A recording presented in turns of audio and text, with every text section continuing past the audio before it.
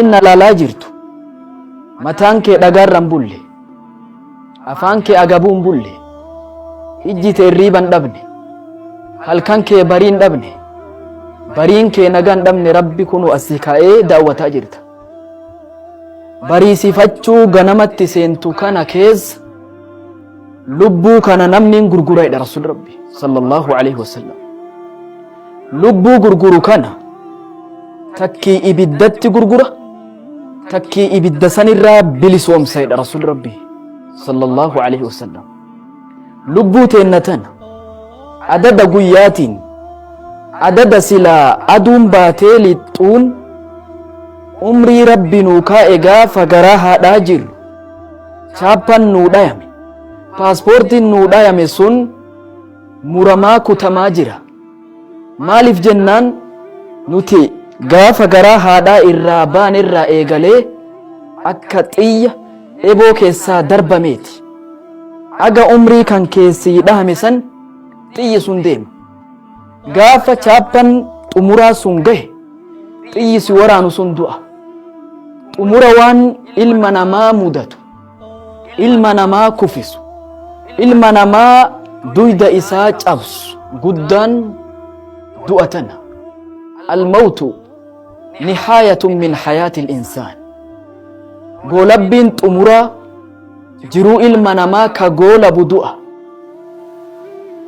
Almawtu mafaaraqatu ruuhi min aljasad. Ruuhin tun qaama dhiistee biraa deemutu du'a jedhama. Nuti marti du'an beeyna. Laakiin qophii takkii guyyaa saniif qophaa'utu dhabame. Ebeluu in awwaalla. Ebeluutu du'een dhageenna. Falam ta'tabiruu min. Irraan gorfamnu irraan qayyabannu. Gara rabbii nu yaadachiifne. Gara rabbii nu beeysifne. Alimni tokko waggaa 450 dhalate. Waggaa 55 duniyaarra jiraate. Maqaan isaa Abu Hamid al-Ghazali, Imaamu Ghazali rahmatullahi alayhi. Jadiirun biman ilmawtu masra'u والقبر مقره والتراب مطجعه والقيامة موعده والنار أو الجنة نورده والدود أنيسه ألا يكون فكره إلا في الموت والاستعداد لأجله.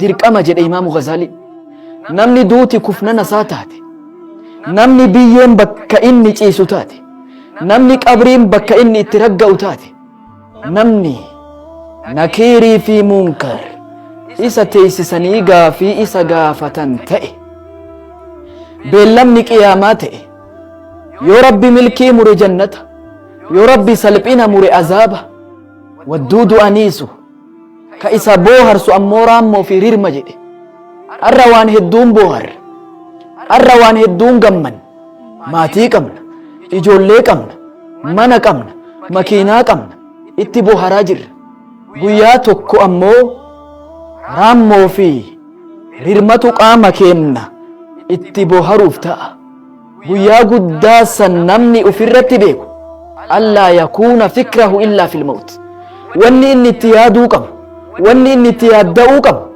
دواتنا ملي واني تكون جرتو جدي لفكا إمام غزال رحمة الله عليه. دوتتون كفى بالموت موعدا. قلبي غرفمو بربادف قلبي شارجي فتأتي ربي الرافقات واني ربي تديبسو قدان دواتنا